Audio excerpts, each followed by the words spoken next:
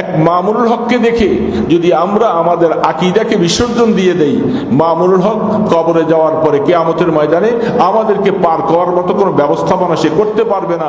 আমি নিজেই মামুনুল হক সাহেবকে বলছিলাম যে আজ আপনার কারণে আমাদের কওমি অঙ্গনে আমাদের ছাত্রগুলি এবং আমাদের কিছু সরল মনা কিছু আলেম ভাইরা তারা জামাতের দিকে ধাবিত।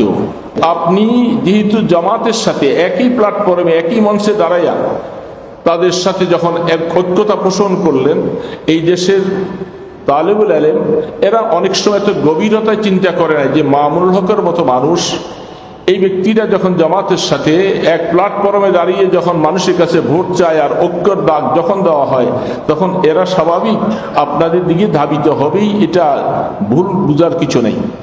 আমি আপনাদের কাছে জিজ্ঞাসা করতে চাই, তারপরে লম্বা আলোচনা ওনার সাথে। সেদিন আলোচনা হওয়ার পরে আমরা বলছিলাম যে এখন আপনার মাসলাক উপরে আপনার কি অবস্থা, মাসলাকের উপরে আপনার কি হালাত আমরা জানতে চাই। উনি বলছেন আমি আহলুস সুন্নাহ ওয়াল জামাতের উপরে আছি এবং আমার আকীদার মধ্যে কোনো রকমের বেশকম হয় নেই, কোনো ত্রুটি হয় নেই, আমি আগের অবস্থায় আছি।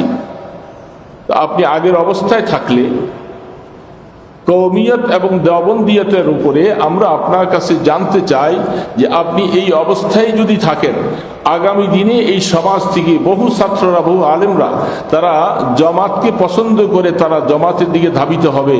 জামাত কি আসলেই সঠিক একটা রাজনৈতিক দল, ইসলামী কোনো দল, এটা আমরা আপনার কাছে জানতে চাই। তিনি ঘোরপাক দিয়ে কিছু জবাব দিলেন। তিনি বলছেন আমি বিএনপির কাছে গিয়েছিলাম, তারা আমাদেরকে কোনো ম্যান্ডেট দেয় নাই, কোনো প্লট দেয় নাই, চাচ্ছিলাম একান্তভাবে তাদের সাথে আমাদের একটা সমঝোতা হয়, আসন কিছু ভাগাভাগি হয়। তারা বলছেন যে আমরা এই বছর আসন ভাগাভাগি করব না, আমরা একাই নির্বাচন করব, এই জন্য তাদের থেকে সরে আসছি। আমি বললাম যে আপনারা হক্কানি ওলামায়ে কেরাম যারা আছেন, যেই সমস্ত দলগুলি আমাদের দেশে আমরা হক বলে যাদেরকে বিশ্বাস করি, এই সমস্ত ওলারা আপনারা একসাথে হলে তাহলে জাতি আপনাদেরকে তাদের ম্যান্ডেটটা দিত। তিনি বলেন যে আমরা যেই ক্ষুদ্র ক্ষুদ্র দলগুলি, আমাদের এই ক্ষুদ্র দলগুলি আমরা একত্রিত হয়ে জাতির কাছে গেলে জাতি আমাদেরকে তত মূল্যায়ন করবে না এবং আমাদের কোনো সিট আসবে না, আমরা সংসদে যেতে পারবো না। তাহলে বললাম যে সংসদে যাওয়ার জন্য আসা, এখন সেই পরিস্থিতিটা আপনার হয় নাই।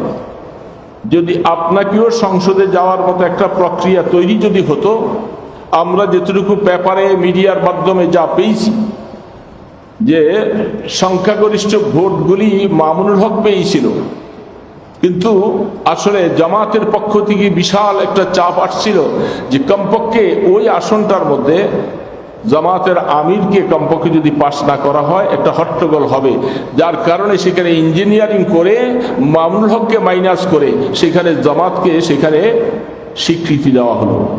তাহলে জামাত তো আপনি জামাতের সাথে আপনি গিয়ে মিললেন, সেই জামাত তো বরং আপনার গলায় ছুরি চালাইছে। তো আপনারা কি করলেন তাদের সাথে যাইয়া?